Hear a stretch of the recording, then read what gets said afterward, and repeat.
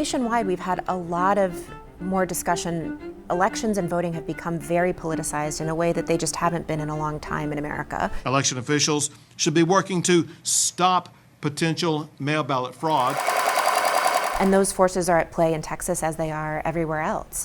Voting rights versus election security, a controversial topic picking up steam in Texas. So SB 1 was the voting law that passed in Texas last fall. And what we're seeing, unfortunately, is that the law is making it more difficult for people to vote. We want to get to NBC News correspondent Antonia Hilton. On the Democratic side, a lot of the voters that I've talked to here tonight are really concerned about voting rights. They're concerned about SB 1 and the changes to the election. Certainly there has been confusion around mail-in ballots. For example, people have had lots of issues with their mail ballot applications being flagged. This was not an issue that we had in previous elections. How did you feel when you saw that final 20% rejection rate? After years of when you have like 2 to 3%. It's tough. It's tough. That's not who we are.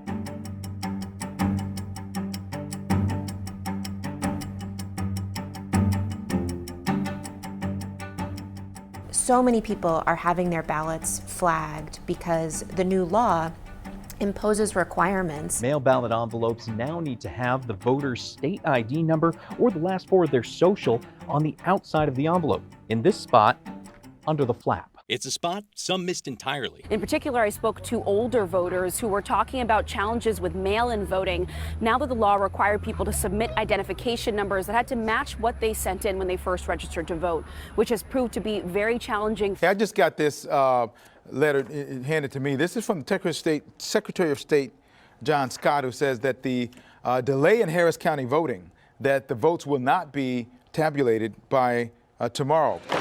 Once again, there's some sort of election ballot issue in Harris County. You have both party chairs, they're completely frustrated, and yet on a typical night, you're telling the state you're not going to be able to count all the votes by 7 p.m.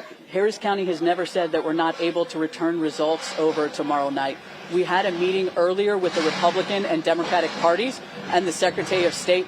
Those parties were nervous because of the new legal implementations, the civil penalties that could be excised upon them. They said, we're nervous with SB 1. Senate Bill 1 weaponizes all these claims, even these 30-year-old kind of mundane, outdated laws. We're scared to violate that because we as presiding judges, are we going to jail? Tomorrow morning, we still may not know the results. All eyes are on Texas right now. We're the first primary in the nation, so this definitely is a high-profile mess up. We're in a crisis moment in how local election officials handle these ballots, and the harder it is to convince people that it's being done well. I mean, we're here to facilitate this and get every voter, and we've built up relationships with so many of these people over the years. So like I said, we're working it, and with your help, we're going to get there.